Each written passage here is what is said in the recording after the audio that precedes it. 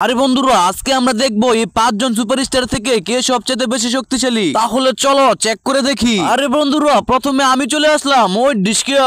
আমি হলাম সবার থেকে শক্তিশালী, আমি এক্ষুনি এটাকে মেরে ফেলবো। আরে না বন্ধুরা, আমি তো মারতে পারিনি।